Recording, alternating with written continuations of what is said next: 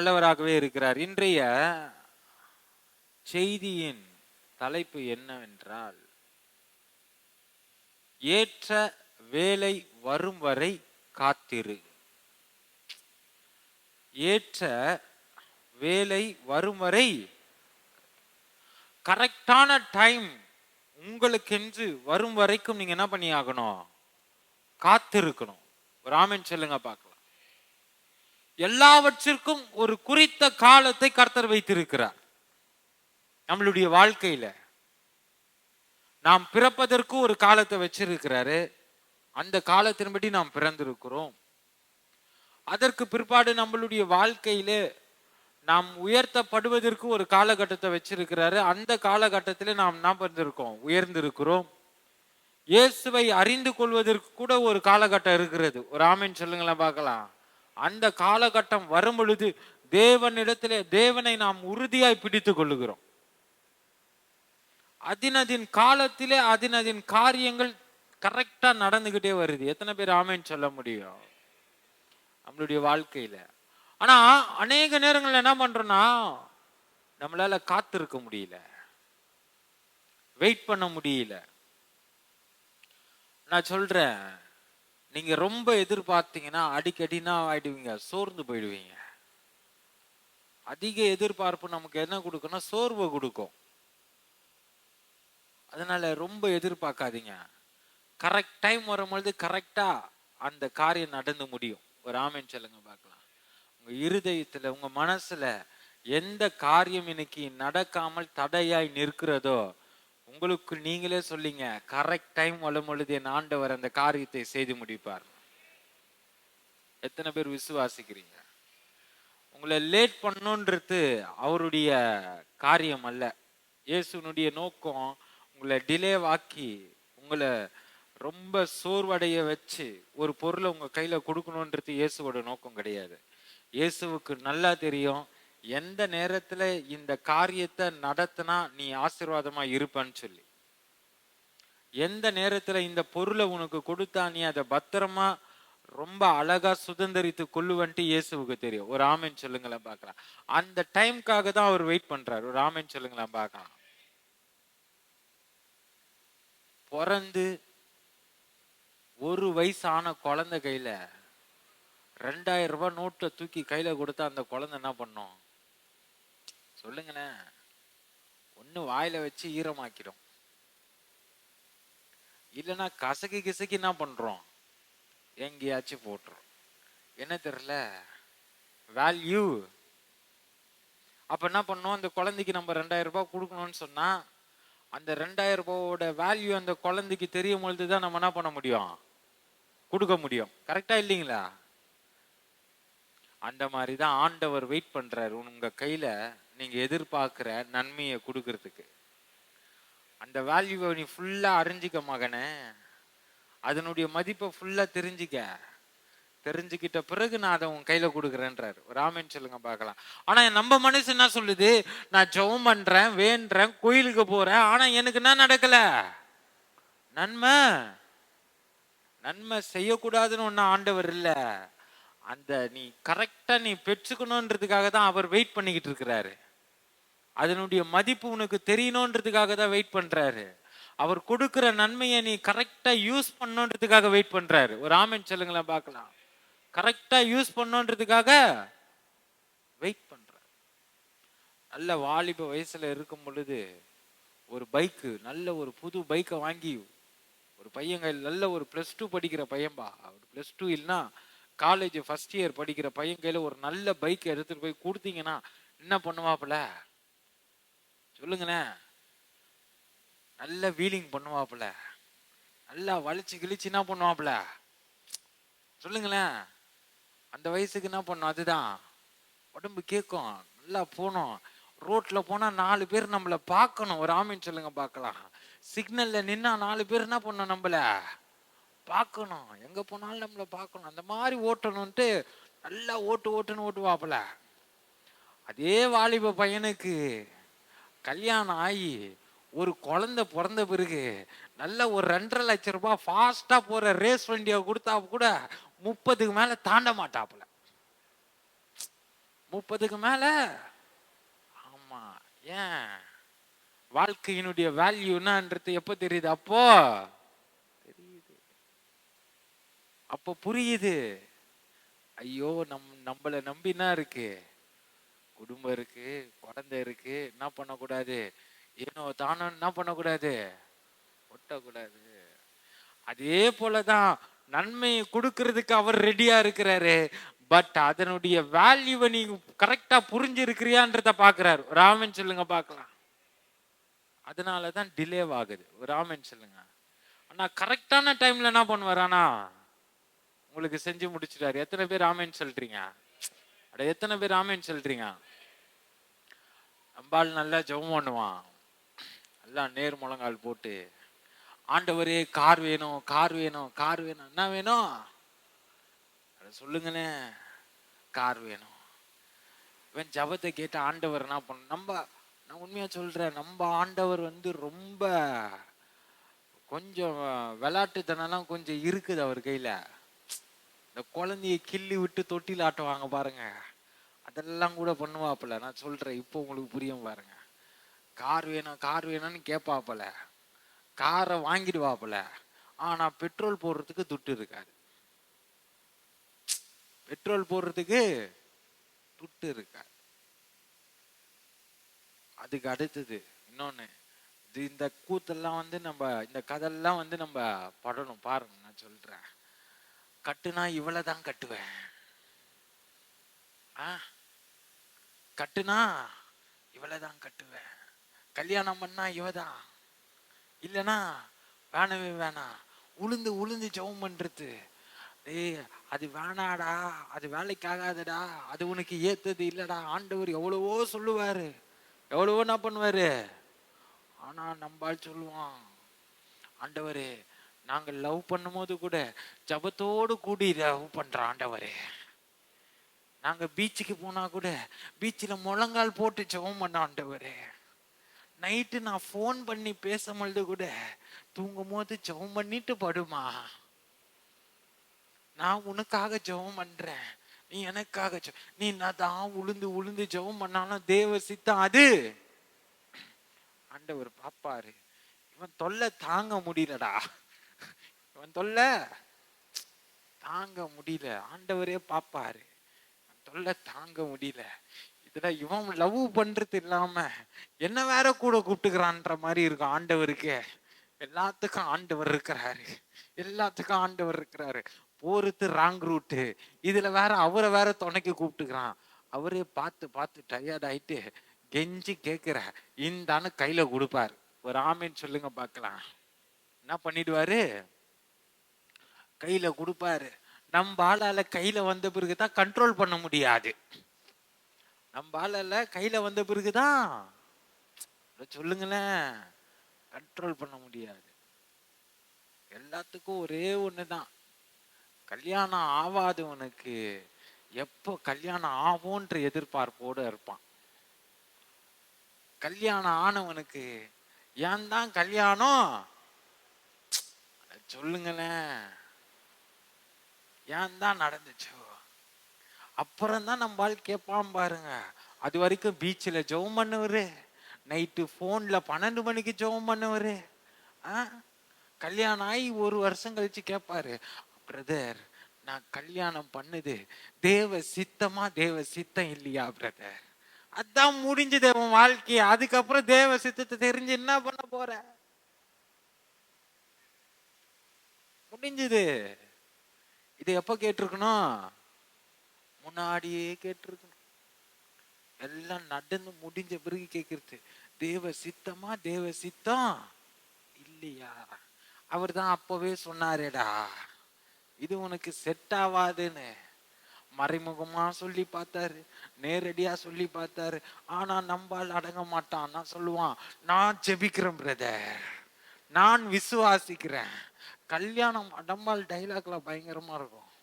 கல்யாணம் ஆயிடுச்சுன்னா அவ என்ன பண்ணாலும் நான் பார்த்துப்பேன் பிரதர், அவன் என்ன பண்ணாலும் பார்த்துப்பேன்.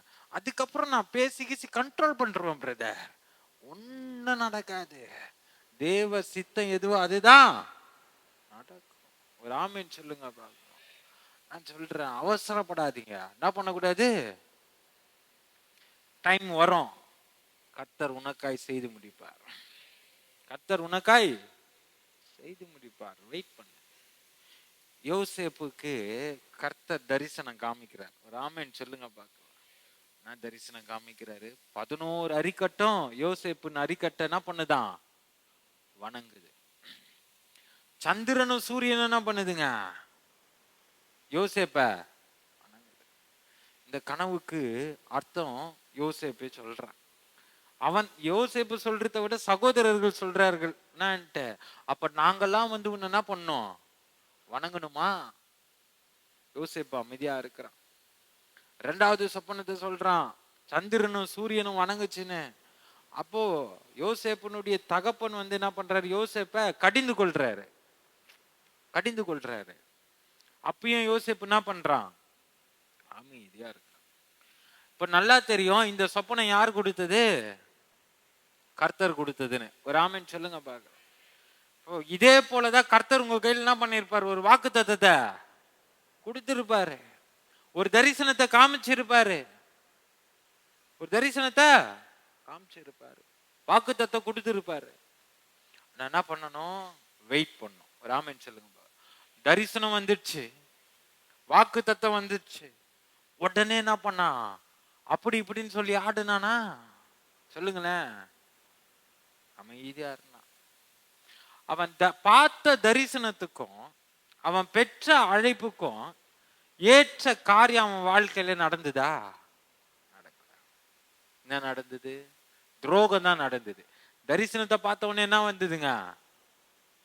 துரோகம் வந்தது, அவமானம் வந்தது, நிந்த வந்தது. அடிமையா விற்கப்பட்டான். என்ன பண்ணப்பட்டான்? அடிமையா. யார் விற்கப்பட்டவன்? தரிசனத்தை பார்த்தவன், வாக்கு தத்தம் பெற்றவன். வாக்கு தத்தம் பெற்ற உடனே அடிமையா விற்கப்படுறான். வெயிட் பண்றான். பரவாயில்ல. அது மட்டுமா? வீண் பழிய வேற சுமக்கிறான். அந்த பழியையும் சுமந்துகிட்டு அமைதியா இருக்கிறான். வெயிட் பண்றான். வாக்கு தத்தம் நிறைவேறணும். வெயிட் பண்றான். ஜெயில இருக்கிறான். எங்க இருக்கிறான்? ஜெயில இருந்து 2 பேருக்கு சொப்பனத்துக்கு அர்த்தம் சொல்றான். அவனுங்க கிட்ட ரெக்கமெண்டேஷனுக்கு போறான். என்னன்னு சொல்லி, நீ ராஜா கிட்ட போயிட்டு என்னை எப்படியாச்சும் என்ன பண்ண சொல்லு, விடுதலை ஆக்க சொல்லு. ஆனா போனவன் என்ன பண்றான்? மறந்துடுறான். போனவன் என்ன பண்றான்? நம்ம கூட நிறைய இடத்துல ரெக்கமெண்டேஷன் கேட்போம். எவனும் நமக்கு ரெக்கமெண்டேஷன் பண்ண மாட்டான். ஒரு ஆமென் சொல்லுங்க பார்க்கலாம். உண்மையா இல்லையா? யாரும் நமக்கு என்ன பண்ண மாட்டாங்க? சொல்லுங்களேன். நம்ம ஒன்னு என்ன ஆயிடுவோம்? சோர்ந்து நொந்து உக்காந்துடும். ஆனா யோசேப்பு வெயிட் பண்ணிக்கிட்டே இருக்கிறான். ஒரு ஆமென் சொல்லுங்க பார்க்க. அவனுக்கு கிடைத்த வாக்கு தத்தத்திற்கு நேர்மாறான காரியங்கள் எல்லாம் அவன் வாழ்க்கையிலே நிறைவேறுகிறது. நல்லா ஒண்ணு புரிஞ்சுங்க. இந்த பானபாத்திரக்காரன் வெளியே போன உடனே ராஜா கிட்ட பேசி யோசேப்பு விடுதலை ஆகியிருந்தானா யோசேப்பு என்ன ஆகியிருப்பான்? அப்படி சொல்லுங்களேன். விட்டா போதண்டா சாமின்னு ஊரை பார்க்க என்ன பண்ணிட்டு இருப்பான்? போயிருப்பானா? போயிருக்க மாட்டானா? அது தேவனுடைய சித்தம். கரெக்ட் டைம் எதுன்னு கர்த்தர் வெயிட் பண்றாரு. ராஜாக்கு சொப்பனத்தை கொடுக்கிறாரு. யாருக்கு சொப்பனத்தை கொடுக்கிறாரு?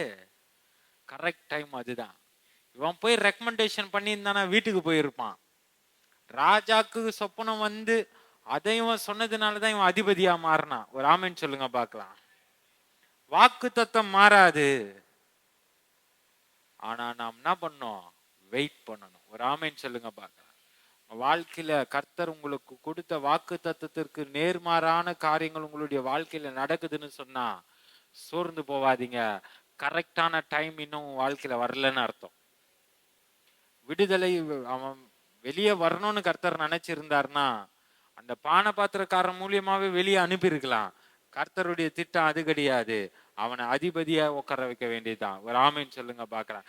இன்னைக்கு உங்க வாழ்க்கையில இந்த காரியம் வாழ்க்கையில நடந்தா போதும்னு சொல்லி பல ரெக்கமெண்டேஷன் நீங்க தேடலாம், பல காரியங்களை ஆசைப்படலாம், பல காரியத்தை நோக்கி நீங்க ஓடலாம். நீங்க ஓடுறதும் பாடுறதும் கேட்கறதும் எல்லாம் சின்ன காரியம். ஒரு ஆமென் சொல்லுங்க பார்க்கலாம். உங்க உங்களுக்காக மேன்மையான காரியம் வைக்கப்பட்டிருக்கிறது. எத்தனை பேர் ஆமென் சொல்றீங்க? யோசேப்புக்கு வைக்கப்பட்டது போல ஒரு மேன்மையான காரியம் வைக்கப்பட்டிருக்கிறது.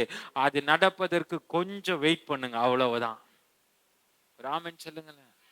எடுத்த உடனே எல்லாம் நாவாகாது, சொல்லுங்களேன், நடக்காது. வெயிட் பண்ணணும், வெயிட் பண்ணுங்க. உங்கள் நம்பிக்கை ஒரு நாளனா ஆகாது, வீண் போகாது. உங்கள் முகங்கள் ஒரு நாளனா ஆகாது, வெட்கப்பட்டு போகாது. இன்னும் ஒன்னே ஒண்ணுதான், கரெக்ட் டைம் உங்களுக்கு வரல. கரெக்டான டைம் வந்ததுன்னா உங்கள் தலை உயரத்தில் நிற்கும். இத்தனை நாட்கள் உங்களை வச்சிருந்தது நீ கீழே போறதுக்காக அல்ல, நீ மேல வர்றதுக்காக தான். ஒரு ஆமென் சொல்லுங்க பார்க்கலாம். எதுல போறதுக்காக? மேல போறதுக்காக தான்.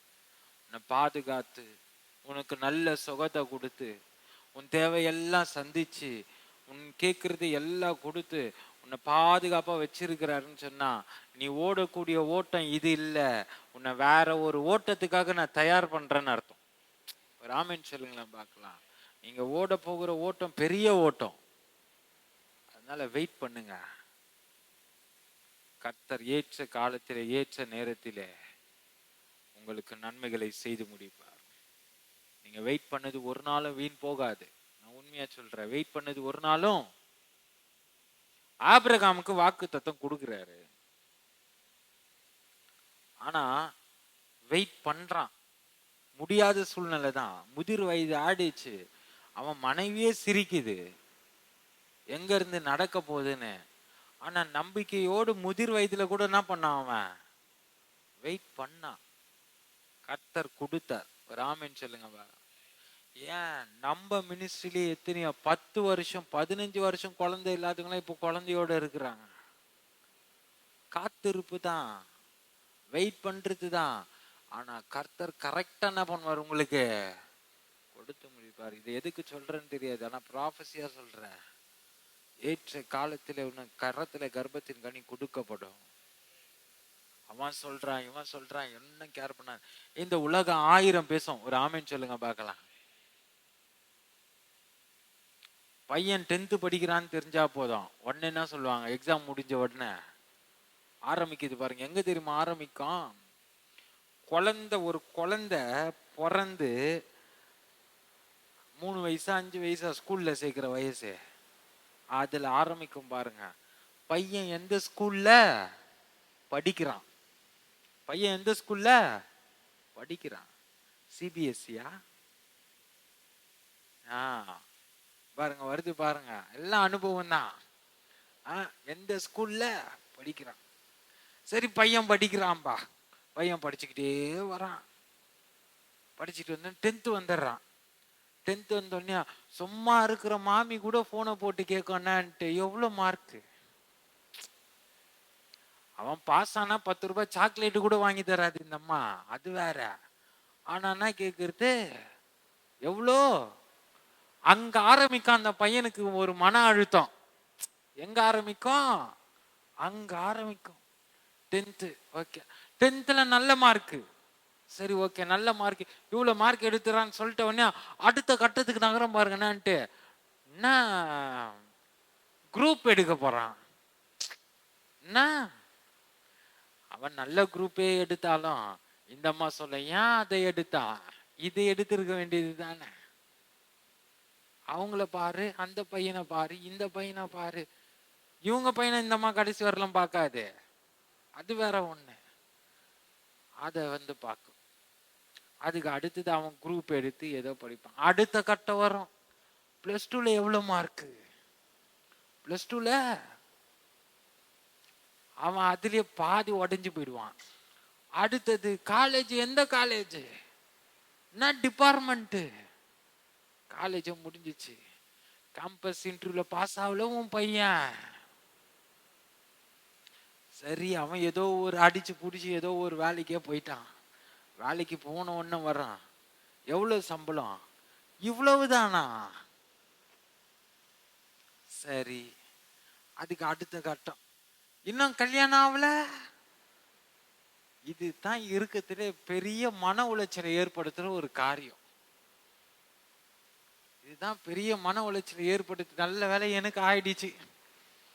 ஆமா, மன உளைச்சலை ஏற்படுத்துற பெரிய காரியம்.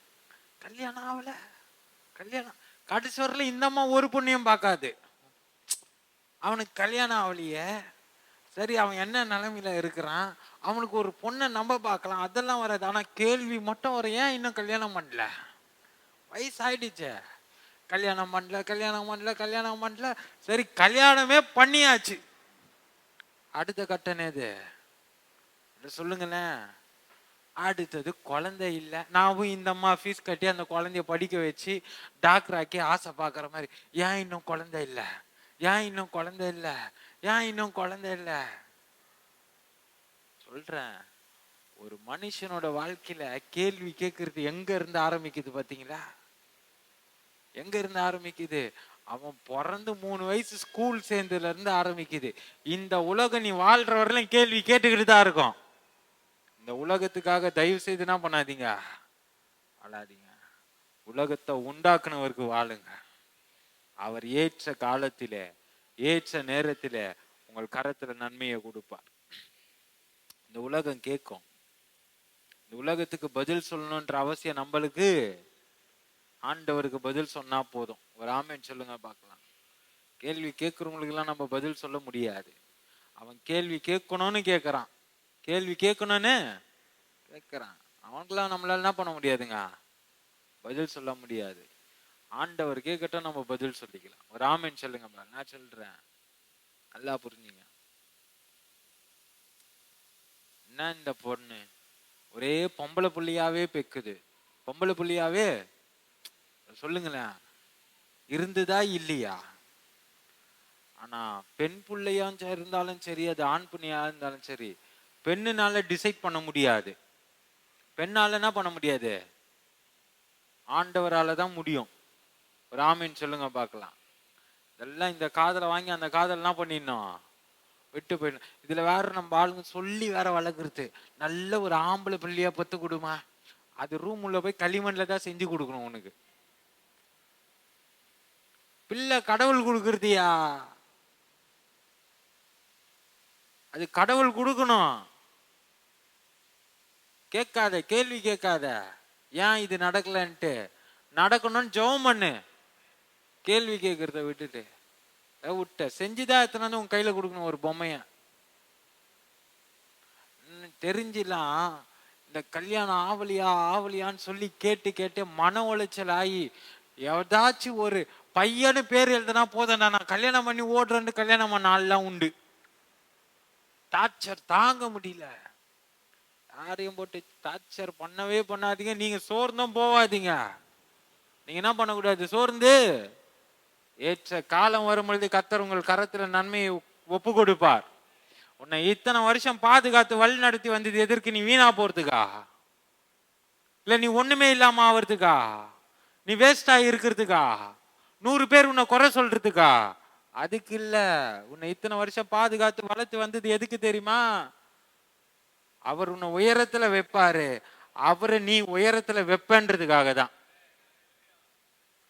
அதற்கான நேரம் வரும், வெயிட் பண்ணு, காத்துரு, ஜெபம் பண்ணு. ஒரு ஆமென் சொல்லுங்க பார்க்கலாம். நம் கண்களை மூடி ஜெபிக்கலாம். ஆண்டவரே, மகா கிருபையும் இரக்கமும் நிறைந்த எங்கள் நல்ல பிதாவை உம்மை துதிக்கிறோம். அநேக காரியங்களுக்கு நாங்கள் காத்திருக்கிறோம். ஆனால் தேவனாகிய கர்த்தர் நீர் இன்றைக்கு திட்டமாய் சொல்லி இருக்கிறீர், ஏற்ற காலம் வரும் பொழுது எங்கள் தலைகளை நீர் உயர்த்துவீர் என்று. ஏற்ற காலங்கள் வரும் பொழுது நன்மைகள் நடக்கும் என்று. ஆண்டவரே, அந்த நம்பிக்கை எங்களுடைய இருதயத்தில் தங்கி இருக்கட்டும். கர்த்தர் நீர் எங்களுக்கு நன்மைகளை செய்து முடிப்பீராக. ஆண்டவரே, இந்த செய்தியை கேட்ட ஒவ்வொரு இருதயத்திலும் நீர் பேசியிருக்கிறீர், நாங்கள் அதனை விசுவாசிக்கிறோம். ஆண்டவரே, நீர் பெரிய காரியங்கள் செய்யுங்கப்பா. வந்த ஒவ்வொருவரையும் ஆசீர்வதிப்பீராக. இந்த செய்தியை கேட்ட ஒவ்வொருவரையும் ஆசீர்வதிப்பீராக. அவர்களுடைய தேவைகள் எல்லாம் சந்திக்கப்படட்டும். நல்ல சுகத்தையும் பலத்தையும் தாரும் பெரிய காரியங்கள் செய்யும். இந்த சிறு ஜெபத்தை இயேசு கிறிஸ்துவின் மூலியமா ஏறெடுக்கிறேன் எங்கள் நல்ல பிதாவே, ஆமென்.